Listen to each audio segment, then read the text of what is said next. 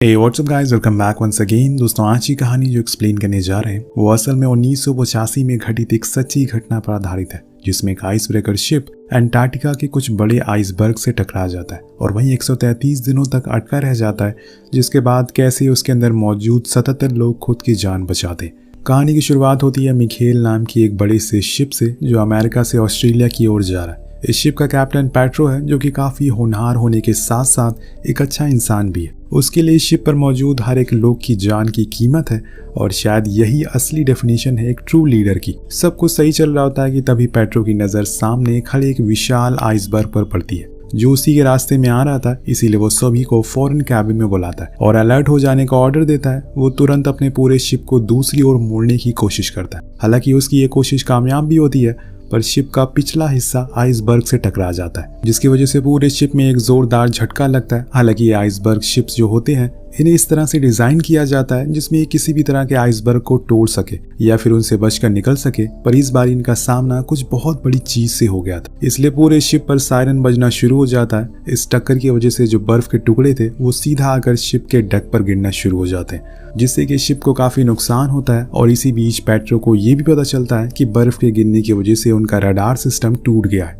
जो कि सबसे बड़ी मुसीबत है। लेकिन उससे भी बड़ी परेशानी उनके समय आ जाती है जब सभी को पता चलता है कि उनका क्रू मेंबर झटके की वजह से नीचे पानी में गिर गया। सभी लोग फौरन बाहर आते हैं और देखने लगते हैं कि कैसे करके उस आदमी को बचाया जाए। उसके साथ उसका डॉग भी नीचे गिर गया था। कैप्टन फौरन शिप को रोकने का ऑर्डर देते हैं, लेकिन वाइस कैप्टन इस चीज से खुश नहीं था, क्योंकि उसका कहना था कि वो ऐसा करके और लोगों की जान मुसीबत में डाल रहे हैं, क्योंकि शिप को रोकने से वो एक जगह पर अटक जाएंगे। पर पेट्रो उसकी नहीं सुनता और नीचे सीढ़ी डालने का ऑर्डर देता है, पर उससे भी कोई काम नहीं बन रहा था। इसी दौरान एक बंदा नीचे कूद जाता है, जिसके पीछे एक रस्सी भी बंधी हुई थी। वो उस इंसान को बचाने की कोशिश तो करता है, पर इतनी ही देर में वो इंसान पानी की बहुत गहराई में जा चुका था, इसीलिए उसे बचाया नहीं जा सकता था। पर वो उसके डॉग को ऊपर ले आता है और बचा लेता है। लेकिन अब इस आइसबर्ग के टकराने की वजह से इनके शिप को जो नुकसान हुआ था, उसकी वजह से अब इनके रडार में कुछ भी दिखाई नहीं दे रहा है। पेट्रो बहुत ही ज्यादा परेशान हो चुका है, क्योंकि वो कैप्टन है, उसकी जिम्मेदारी है सभी को बचाने की। वो शिप को फिर से ऑन करता है और आगे की ओर ले जाने लगता है, पर उनके पीछे पीछे एक बड़ा सा आइसबर्ग आ रहा था। इसके साइड साइड में एक बड़ी सी परत भी जम चुकी थी, जो शिप को आगे बढ़ने से रोक रही थी।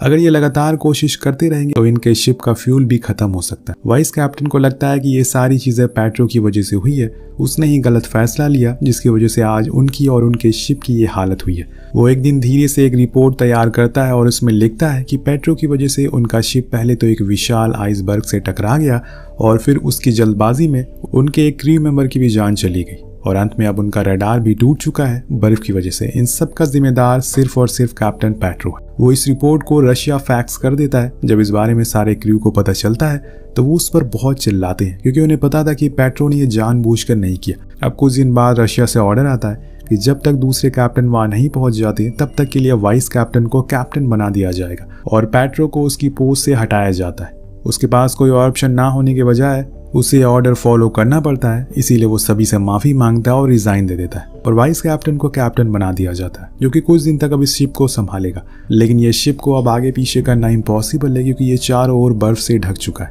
और जम भी चुका है। कुछ दिन के इंतजार के बाद चॉपर से एक नए कैप्टन जॉन को यहाँ भेजा जाता है और फिर उसी चॉपर से पेट्रो को वापस जाना है। वो आखिर बार अपने सभी लोगों से मिलता है और उन्हें थैंक यू कहता है। उन्होंने उसका बहुत ख्याल रखा।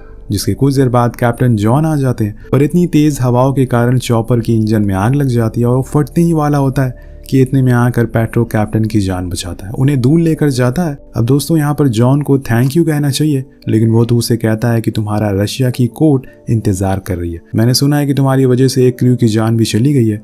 वो उसे टॉन्ट मारते हुए अपने कैबिन में चला जाता है, जहाँ का एक क्रू मेंबर क्यूब को सॉल्व कर रहा था, जो देखकर जॉन को बहुत गुस्सा आता है और वो उसके क्यूब को उठाकर बाहर फेंक देता है। मतलब कि जॉन का नेचर गुस्से वाला है और वो सभी को डांटता भी है कि आज से यहाँ के सारे रूल चेंज होंगे, सभी को उसके ऑर्डर फॉलो करने हैं, क्योंकि अब वो यहाँ का नया कैप्टन है। वो शिप को जबरदस्ती आगे करने का ऑर्डर भी देता है। सभी को उसे मना करते हैं, क्योंकि ऐसा करने से उनके शिप में और भी खराबी आ सकती, पर वो नहीं सुनता और इसीलिए शिप को आगे खिसकाना पड़ता है। पर कुछ देर जाने के बाद वो भी बंद पड़ जाता है। अब उसका खिसक पाना बहुत ही ज्यादा मुश्किल हो जाता है। उन्हें अब यहाँ से रेस्क्यू ही करना पड़ेगा, जो कि आसान नहीं है, क्योंकि ऐसे एरिया में किसी भी चॉपर का आना सही नहीं है। जैसे कि एक चॉपर पहले ही खराब हो चुका है, वहीं दूसरी ओर हम पेट्रो की वाइफ को देखते हैं, जो कि एक जर्नलिस्ट है और उसको पता चल चुका है कि पेट्रो का शिप अब फंस चुका है। और यहाँ एक नए कैप्टन को भेजा गया, इसीलिए वो मिनिस्टर के चक्कर काटना शुरू कर देती है ताकि जल्द से जल्द किसी रेस्क्यू को शुरू किया जाए, वरना ठंड में वो सभी लोग मारे जाएंगे और सब कुछ खत्म हो जाएगा। वहाँ शिप पर पेट्रो की निगरानी में एक मीटिंग रखी जाती है जिसमें सभी लोगों से सुझाव लिए जाते हैं कि कैसे वो लोग इस मुश्किल से बाहर निकल सकेंगे। एक स्टाफ का आदमी उठकर अपना आइडिया बताता है कि उन्हें कुछ बैरल तेल को आइस में फेंक कर उन्हें विस्फोट करना चाहिए, क्या पता उस विस्फोट से आगे जाने का रास्ता साफ हो जाए। अब पेट्रो को कहीं ना कहीं ये आइडिया ठीक लगता है। इतने में वहां पर कैप्टन जॉन आते हैं। वो पेट्रो को लीड करता हुआ देखकर गुस्से में आ जाता है और फौरन मीटिंग को बंद करने को कहता है और जो आइडिया उसे स्टाफ मेंबर ने बताया था वो उसे भी खारिज कर देता है। इससे साफ पता चलता है कि वाइस कैप्टन और कैप्टन दोनों ही पेट्रो से जलते हैं। उन्हें नहीं पसंद कि कोई भी पेट्रो की बात सुने और उसके ऑर्डर को फॉलो करे। यहाँ जॉन सभी से कहता है कि अगर हमने विस्फोट किया तो हमारा कई गैलन पेट्रोल वेस्ट हो जाएगा और ऐसे में हमें नहीं पता कि हमें कितने दिन और यहाँ पर रुकना पड़ सकेगा, जिसके लिए वो इमरजेंसी का ऐलान कर देता है। यानी कि आज से आने वाले दिन में हर चीज में कटौती होना शुरू हो जाएगी, जैसे कि सभी को कम खाना मिलेगा, बिजली की पूरी बचत होगी, किसी भी तरह का कोई एंटरटेनमेंट नहीं होगा। सब लोग कैसे भी करके इस शिप को बाहर निकालने का सोचेंगे। जॉन के ऑर्डर की कुछ ही देर बाद पूरे शिप के आधे से ज्यादा लाइट को बंद कर दिया जाता है। पेट्रो इन सब चीजों को बहुत ही गौर से देख रहा था। वो ऐसे हाथ पर हाथ रखकर तो नहीं बैठ सकता, उसे कुछ न कुछ तो करना ही होगा, क्योंकि उसे अंदाजा है कि यहाँ पर ज्यादा दिन रुकना उनके लिए सही नहीं है। इसीलिए अगले दिन वो एक फ्लेयर लेकर चुपचाप शिप से बाहर जाने लगता है। उस आइसबर्ग के बारे में और जानकारी लेने लगता है। ऐसा करते हुए एक आदमी उसे देखता है और वो भी उसके साथ ज्वाइन कर लेता है। पेट्रो चुपचाप बाहर आ जाता है और वहां देखता है कि कैसे उनका शिप बर्फ की कई मीटर मोटी परत के बीच में जम चुका है। ना तो वो आगे खिसक सकता है और ना ही पीछे आ सकता। वो थोड़ी दूर और आगे जाता है, उसे कैप्टन जॉन का उस दिन फेंका हुआ क्यूब मिलता है, जिसे वो अपने पास रख लेता है और आगे की ओर बढ़ना शुरू करता है। लेकिन इतने में उसका पैर एक आइसबर्ग पर पड़ता है जो कि टूट जाती है। वो सीधा गिर जाता है। पर दोस्तों यहाँ पर वो बहुत ही ज्यादा शातिर था। वो उसी समय अपनी फ्लेयर को जला देता है, जिससे कि शिप पर मौजूद लोग उसे देख लेते हैं और फौरन बाहर की ओर ले आते हैं। लेकिन अंदर जाने पर उसे फिर से जॉन की डांट सुननी पड़ती है, लेकिन वो खाली हाथ नहीं लौटा था।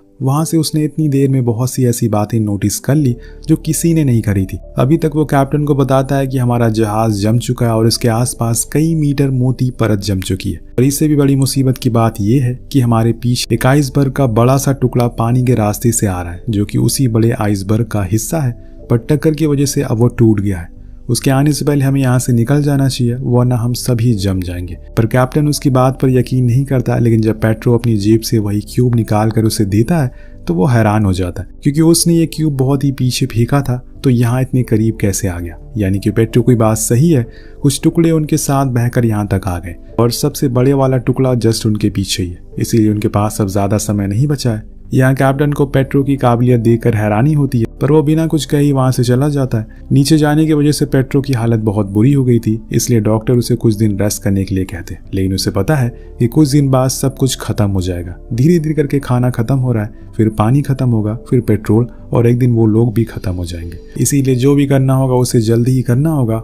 अब सारे क्रू मेंबर बहुत ही ज्यादा डरे हुए थे, इसीलिए वो खुद को हौसला देने के लिए गिटार प्ले करना शुरू कर देते हैं और खुद का दिमाग थोड़ी देर के लिए डाइवर्ट करने की कोशिश करते हैं। इतनी देर में वहां पर कैप्टन आ जाता है और उन सभी को डांटता है, यहाँ तक कि वो उनका गिटार तक तोड़ देता है और सभी को पूरे डेक को साफ करने की पनिशमेंट देता है। इन सब चीजों को देखकर किसी को खुशी नहीं मिलती, खासकर पेट्रो को, क्योंकि वो अपने लोगों के साथ ऐसी जाती होती हुई नहीं दे सकता। इसीलिए वो कैप्टन से बात करता है और उसे कहता है कि तुम्हारी इतनी स्ट्रिक्टनेस दिखाने की कोई जरूरत नहीं है, क्योंकि हम सभी को पता है कि रक्षा मंत्रालय को हम में से किसी की कोई फिक्र नहीं है। अगर ऐसा होता तो वो कब का आ जाते हमें बचाने के लिए। इसीलिए बेहतर है कि हम सभी साथ में रहकर एक दूसरे का हौसला बढ़ाएं, ना कि वो चीज करें जो तुमने अभी करी है। अब जैसे जैसे दिन बीत रहे थे, इन लोगों की मुश्किलें और बढ़ती जा रही थी, क्योंकि शिप के आसपास बर्फ की परत और बढ़ती जा रही थी, जो कि खतरे की घंटी है। लेकिन कैप्टन को कोई भी फिक्र नहीं होती। पेट्रो उसे सुझाव देता है कि हमें ऑस्ट्रेलिया से कांटेक्ट करना चाहिए, क्योंकि वो हमसे सबसे करीब है। पर कैप्टन ऐसा करने के लिए मना कर देता है, जिससे कि पेट्रो भी पीछे हट जाता है। अब एक दिन जब सभी को क्रू मेंबर नीचे खाने वाले सेक्शन में होते हैं, तो वो देखते हैं कि एक तरफ की दीवार सिकुड़ती जा रही है। ऐसा इसलिए हो रहा था क्योंकि अब बर्फ इतनी ज्यादा इकट्ठा हो गई थी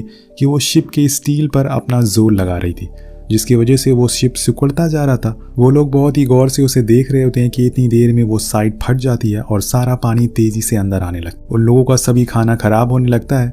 इसलिए जितने भी लोग थे वो सभी एक साथ टीम की तरफ ही डटे रहते हैं और उस होल को बंद करने में लग जाते हैं। एक बंदा जाकर ऊपर अनाउंसमेंट करवा देता है कि सभी को इस बारे में पता चल सके, जिसके बाद जैसे तैसे करके ये लोग उस छेद को बंद कर देते हैं। पर इतनी ही देर में इनका आधे से ज्यादा खाना खराब हो चुका था और न जाने कितने लीटर पीने का पानी बह चुका था। सभी ये देखकर बहुत ही ज्यादा डर जाते हैं क्योंकि अब सभी को लगने लगा था कि वो लोग नहीं बचेंगे। तो सभी मेंबर बहुत मायूस हो जाते हैं, सभी को कैप्टन के खिलाफ भड़काना शुरू कर देता है और उन्हें इस बात के लिए तय कर लेता है कि उन्हें कुछ बैरल आइस में विस्फोट करना चाहिए जिससे उन्हें आगे का रास्ता मिल सके और ऐसे ही हम खड़े नहीं रह सकते। हमारे पास बस 3 ही दिन का पेट्रोल बचा हुआ। सभी मेंबर बगावत पर उतर आते हैं और कैप्टन जॉन की रूम की ओर बढ़ने लगे। उससे कहते हैं कि हम लोग अब आइस में धमाका करने के लिए जा रहे हैं और ये बोलकर वो उन्हें उनके रूम में बंद कर देते हैं और बाहर जाकर इस प्लान को शुरू कर देते हैं। लेकिन दोस्तों ये चीज जितनी बताने में आसान थी उतनी करने में मुश्किल, इसीलिए पेट्रो भी अब मना करता है इस चीज को करने का क्योंकि अब परत बहुत मोटी हो चुकी है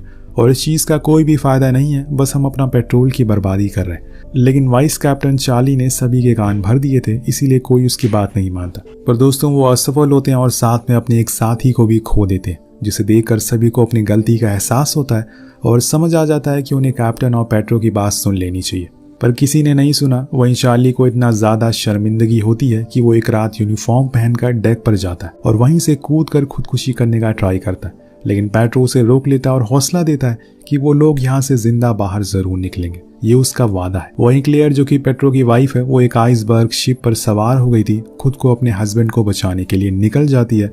उसने हर किसी से मदद मांगी लेकिन किसी ने उसका साथ नहीं दिया। वहां शिप पर सभी लोग उस धमाके में मरे हुए आदमी को पानी में बहा देते हैं और उसे आखिरी अलविदा कहते हैं। इतने में डेक पर एक इंसान आकर सभी को शिप से बाहर आने को कहता है। जब लोग बाहर जाते हैं तो वहां पर देखते हैं कि एक विशाल आइसबर्ग उनकी ओर तेजी से बढ़ रहा है और ये पहले वाले से दुगना है। सबसे बड़ी मुसीबत की बात यह है कि नीचे बर्फ में अब दरार आने लगी है जो जाकर उस आइसबर्ग से टकरा रही है। जब ये पेट्रो देखता है तो डर जाता है क्योंकि ये उनके लिए खतरे का निशान है, लेकिन बहादुरी उसी को कहते हैं जो मुसीबत में भी बाहर निकलने का रास्ता खोज निकाले। पेट्रो को एक आइडिया आता है। वो कहता है कि हमें उस दरार के नीचे से होकर गुजरना होगा। अगर आसान भाषा में कहा जाए तो हमें उस 100 मीटर के आइसबर्ग के नीचे से होकर गुजरना होगा, वो भी बिना टकराए। जॉन कहता है कि इसमें खतरा है, ऐसे में हमारा शिप डूब सकता है, लेकिन पेट्रो को यकीन था कि वो ये कर सकता है, इसीलिए वो कैप्टन को कहता है कि आप चॉपर लेकर उस आइसबर्ग के पास जाओ, हमें इंस्ट्रक्शन दो, उसी के जरिए हम आगे बढ़ेंगे। लेकिन चॉपर में जाना यानी कि मौत से खेलना है क्योंकि वो कभी भी फट सकता है। पर कैप्टन मान जाते हैं और पेट्रो के इस प्लान में शामिल भी हो जाते हैं। उसके बाद सभी लोग बहुत ही जोश के साथ अपने अपने पोस्ट पर लग जाते हैं। सभी को हिम्मत देते हुए आगे बढ़ते हैं। एक बंदे को डेक में भेजा जाता है उस आइसबर्ग को ऊंचाई और कितनी दूरी है ये बताने के लिए। हालांकि ये करने में उसकी जान भी जा सकती है, लेकिन वो बंदा मौत से नहीं डरता। पेट्रो इंजन को ऑन करता है और रिवर्स लेकर शिप को उसी दरार के डायरेक्शन में मोड़ देता है, जिसके बाद वो उस बड़े से आइसबर्ग के नीचे होकर बाहर आता है। ऐसे करने में थोड़ी मोड़ी टक्कर होती है, लेकिन वो फिर भी कामयाब होता है, जिससे सभी लोग बहुत खुश होते हैं। पर कैप्टन का चॉपर अब अनबैलेंस हो चुका था। कुछ ही समय में वो वहीं क्रैश हो जाता है, जिससे कि कैप्टन और पायलट दोनों ही डूबने लगते हैं। सभी लोग आगे बढ़ने को कहते हैं। अब सभी लोग कैप्टन को आगे बढ़ने को कहते हैं क्योंकि ऐसे ही एक इंसान की जान बचाने के चक्कर में पेट्रो ने सभी की जान खतरे में डाल दी थी। अब वो दोबारा ऐसा नहीं करेगा, लेकिन पेट्रो ऐसे किसी को मरने तो नहीं दे सकता। वो फिर से रिवर्स करने का ऑर्डर देता और फौरन कुछ लोगों को क्रैश हुए चॉपर के पास भेज देता, जो कि इन दोनों लोगों को बचा लेते हैं। इतनी देर में उसके पास उस शिप का मैसेज आता है जिसमें क्लियर मौजूद थी। वो लोग इन्हें बताते हैं कि अब वो इनके करीब आ चुके हैं, लेकिन थोड़ा समय लगेगा। पर पेट्रो की शिप में अब फ्यूल खत्म होने को आ गया है, इसीलिए अब आगे नहीं बढ़ सकते। उधर कैप्टन आराम करने के बजाय फिर से कैबिन में आते हैं। जितना भी फ्यूल बचा था वो उसे यूज करके किसी सेफ जगह पर पहुंचने को कहते हैं जहां किसी भी तरह का कोई खतरा ना हो। वहीं डेक पर खड़ा एक क्रू मेंबर देखता है कि वो आइसबर्ग टूटकर पानी में समा गया है, जिससे सभी को बहुत ही ज्यादा खुशी मिलती है। अब 2 दिन बाद हेलीकॉप्टर लैंड होता है जिसमें क्लियर थी और कुछ मददकारी लोग भी। पेट्रो को सही सलामत देखकर वो उसे गले से लगा लेती है, जिसके बाद जो इनके पीछे एक आइसबर्ग शिप था वो इन्हें पेट्रोल दे देता है। अब ये लोग वहां से निकलकर खुले ओशियन में आ जाते हैं और खूब एंजॉय करते हैं। सभी क्रू मेंबर कैप्टन को सैल्यूट करते क्योंकि उनकी हिम्मत नहीं उन्हें आज जिंदा रखा है, इसीलिए कहते हैं कि एक्सपीरियंस जरूरी है। अब एक दिन इनके पास न्यूज़पेपर आता है जिसमें इन सभी की फोटोज छपी थी, जिसे देखकर पेट्रो बहुत खुश होता है क्योंकि वो फोटो किसी और ने नहीं बल्कि क्लियर ने ही खींची थी। वो सभी हीरो बन चुके थे और अभी भी पेट्रो ही कैप्टन है, क्योंकि जॉन ने किसी की भी कंप्लेन नहीं की। उस दिन के बाद से जिसके साथ ये कहानी यहीं पर अंत हो जाती। तो आपको ये कहानी कैसी लगी नीचे कमेंट करके जरूर बताएगा। मिलते हैं अगले वीडियो में। Peace out.